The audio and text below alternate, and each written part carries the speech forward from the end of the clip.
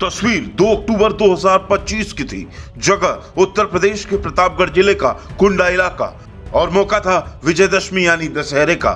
कुंडा के बाहुबली विधायक रघुराज प्रताप सिंह उर्फ राजा भैया के महल में एक बड़ी मेज सजी थी, जिस पर एक या दो नहीं बल्कि 200 से ज्यादा छोटे बड़े और देशी विदेशी हथियार कतार से सजाकर रखे गए थे।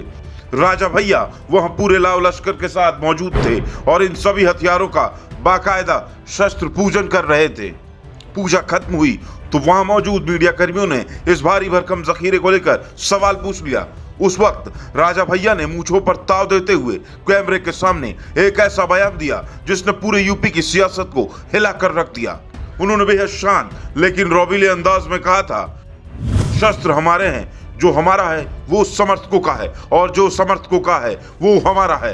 पर आप सोच रहे होंगे कि देश के कानून और आर्म्स एक्ट के मुताबिक तो एक आम नागरिक अपने पास अधिकतम 2 ही लाइसेंसी हथियार रख सकता है, तो फिर एक विधायक के महल में सरेआम 200 से ज्यादा बंदूकों का यह प्रदर्शन किस रसूख की कहानी बयान कर रहा था। दरअसल ये कहानी सिर्फ राजा भैया की नहीं थी, ये कहानी उत्तर प्रदेश के उस पूरे बाहुबली सिंडिकेट के थी जिसने आत्मरक्षा के नाम पर सरकारी कागजों से बंदूकें जारी करवाई और फिर उन्हीं बंदूकों को अपनी ताकत, अपने दबदबे और अपने खौफ का सबसे बड़ा जरिया बना लिया।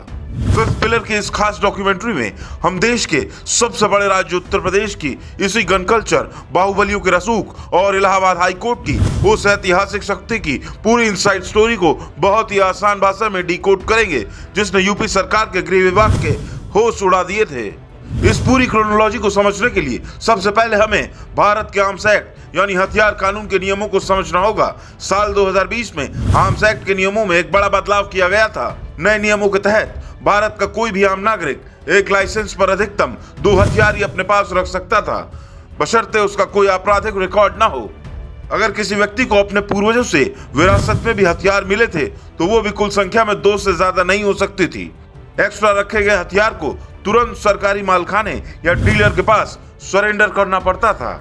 लेकिन जब बात उत्तर प्रदेश के बाहुबलियों और रसूखदार नेताओं की आई तो ये सारे सरकारी नियम और कायदे सिर्फ कागजों तक ही सिमट कर रह गए। पूरे प्रदेश में आत्मरक्षा के नाम पर धड़ल्ले से लाइसेंस बांटे गए। सरकारी आंकड़ों के मुताबिक उत्तर प्रदेश में उस वक्त 10,08,953 लाइसेंसी हथियार धारक मौजूद थे। ये संख्या किसी छोटे देश की सेना से भी ज्यादा थी। मगर इस आंकड़े का सबसे डरावना पहलू यह था कि राज्य में 6,062 लोग ऐसे थे जिनके खिलाफ थानों में 2 या उससे अधिक गंभीर आपराधिक मुकदमे दर्ज थे, लेकिन फिर भी उनके हाथों में सरकारी मुहर वाले वैध हथियारों के लाइसेंस मौजूद थे। इसके अलावा प्रदेश के करीब 21,000 परिवार ऐसे थे जो एक से ज्यादा हथियारों के लाइसेंस लेकर घूम रहे थे। अब बात करते हैं उन चुनिंदा चेहरों की जिनकी क्राइम कुंडली और हथियारों के शौक पर इलाहाबाद हाई कोर्ट ने सबसे सख्त रुख अपनाया। इस लिस्ट में सबसे पहला नाम कुंडा के बाहुबली राजा भैया का ही था। राजा भैया के खिलाफ हत्या की कोशिश, सरेआम गाली गलौज और जान से मारने की धमकी जैसे गंभीर और संगीन धाराओं में कई मुकदमे दर्ज थे। इसके बावजूद उनके नाम पर 3 सरकारी असलहे दर्ज थे। साल 2022 के विधानसभा चुनाव में उनके दिए गए चुनावी हल्फनामे के मुताबिक उनके पास खुद के नाम पर एक पिस्टल, एक राइफल और एक बंदूक मौजूद थी। कहानी यही खत्म नहीं हुई। सितंबर 2025 में उनकी पत्नी भानवी सिंह ने भी बाकायदा एक वीडियो जारी कर सनसनीखेज आरोप लगाया था कि राजा भैया के पास वैध हथियारों के अलावा अवैध हथियारों का एक बहुत बड़ा जखीरा छिपा हुआ है। इसी लिस्ट में दूसरा बड़ा नाम था गोंडा की कैसरगंज सीट से बाहुबली सांसद रहे बृजभूषण शरण सिंह का। बृजभूषण शरण सिंह के खिलाफ एक दौर में टाटा जैसे बेहद कड़े और खतरनाक कानून के तहत मुकदमे दर्ज रहे थे। हालांकि बाद में वो अदालतों से बरी हो गए थे। 2019 के लोकसभा चुनाव के हलफनामे के मुताबिक उनके पास भी कानूनन तय सीमा को दरकिनार करते हुए 3 असलहे मौजूद थे, जिनमें एक पिस्टल, एक राइफल और एक रिपीटर गन शामिल थी। इन बाहुबलियों के पास हथियारों का यह लीगल कवच सिर्फ एक स्टेटस सिंबल नहीं था, बल्कि जमीनी राजनीति में वोटरों और विरोधियों के दिलों में रसूखदार बनने का सबसे बड़ा जरिया था। हथियारों के इस खेल में खेल के कोटे का किस तरह इस्तेमाल किया गया, इसका सबसे बड़ा उदाहरण थे मऊ से विधायक और माफिया मुख्तार अंसारी के बेटे अब्बास अंसारी। अब्बास अंसारी पर हेट स्पीच, सरकारी अधिकारियों को खुलेआम धमकी देने, मनी लॉन्ड्रिंग, गैंगस्टर एक्ट और आर्म्स एक्ट के तहत कुल 10 मुकदमे दर्ज थे। लेकिन इसके बावजूद एक समय ऐसा था जब अकेले अब्बास अंसारी के पास 8 अत्याधुनिक हथियार मौजूद थे। इन हथियारों में डबल बैरल गन, एक से बढ़कर एक राइफलें, रिवॉल्वर, पिस्टल और कई विदेशी स्पोर्ट्स राइफलें शामिल थीं। दरअसल आर्म्स एक्ट के तहत नेशनल या इंटरनेशनल लेवल के निशानेबाजों को अलग अलग स्तर के हिसाब से अधिकतम 12 हथियार रखने की विशेष छूट दी जाती है। अगर कोई खिलाड़ी एक तरह का शूटिंग स्पोर्ट्स खेलता है तो वो 8 हथियार रख सकता है। अब्बास अंसारी इसी नेशनल लेवल शूटर होने के कोटे का फायदा उठा रहे थे, पर इस खेल के पीछे भी एक बहुत बड़ा घपला चल रहा था। अब्बास अंसारी पर आरोप लगा कि उन्होंने बिना सही सरकारी परमिट के विदेशों से प्रतिबंधित बोर का हथियार और बैरल खरीदा। सबसे हैरान करने वाली बात यह थी कि साल 2015 में शूटिंग का खेल छोड़ने के बाद भी वो लगातार नए नए हथियार खरीदते रहे। इस मामले को लेकर साल 2019 में लखनऊ के महानगर थाने में एक मुकदमा दर्ज हुआ, जिसकी जांच यूपी एसटीएफ को सौंपी गई थी। एसटीएफ ने आर्म्स एक्ट के तहत चार्जशीट दाखिल की, जिसके बाद उनके इन सभी हथियारों को जब्त कर पुलिस कस्टडी में लिया गया था। यूपी में चल रहे हथियारों के इस खुले खेल को लेकर संत कबीर नगर के रहने वाले जयशंकर उर्फ बैरिस्टर ने इलाहाबाद हाईकोर्ट में एक जनहित याचिका दायर की थी। उन्होंने आरोप लगाया था कि राज्य का गृह विभाग और जिला प्रशासन नियमों को ताक पर रखकर आपराधिक छवि वाले लोगों को अंधाधुंध गन लाइसेंस बांट रहा है। इस याचिका पर सुनवाई करते हुए जस्टिस विनोद दिवाकर की बेंच ने राज्य सरकार और गृह विभाग के अफसरों को कड़ी फटकार लगाई थी।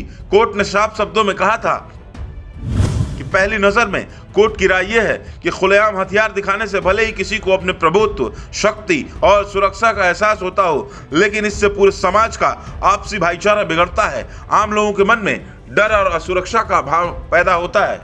कोर्ट ने टिप्पणी की थी कि जब हथियार आत्मरक्षा की जगह दूसरों को डराने और धमकाने के लिए इस्तेमाल होने लगते हैं तो वो सुरक्षा नहीं बल्कि आतंक बढ़ाते हैं। ऐसा समाज जहां हथियारबंद लोग अपनी धमकी के बल पर दबदबा बनाते हैं वो कभी भी शांतिपूर्ण नहीं हो सकता। हाईकोर्ट ने सख्त रुख अपनाते हुए यूपी सरकार से राज्य के टॉप 83 बाहुबलियों और माफियाओं की पूरी क्राइम कुंडली, उनके गन लाइसेंस और उन्हें दी गई सरकारी सुरक्षा की जिलावार और थानावार पूरी लिस्ट तलब कर ली थी।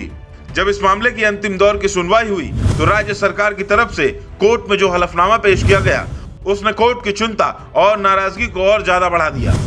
गृह सचिव के हस्ताक्षर से दाखिल उस हलफनामे में कुल 83 बाहुबलियों में से केवल 42 लोगों के शस्त्र लाइसेंस की जानकारी ही जमा की जा सकी।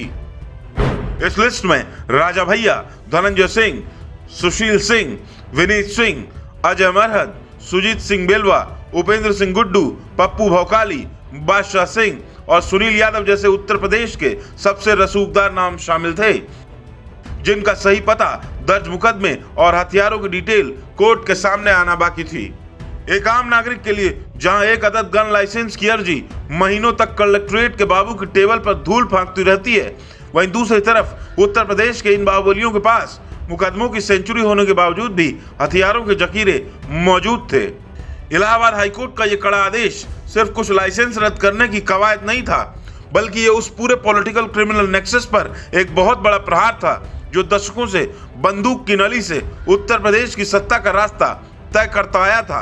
इस पूरी रिपोर्ट पर, बाहुबलियों के इस गन कल्चर पर और इलाहाबाद हाईकोर्ट की सख्त कार्रवाई पर आपकी क्या राय है? क्या आपको लगता है कि आपराधिक पृष्ठभूमि वाले लोगों के लाइसेंस हमेशा के लिए रद्द होने चाहिए?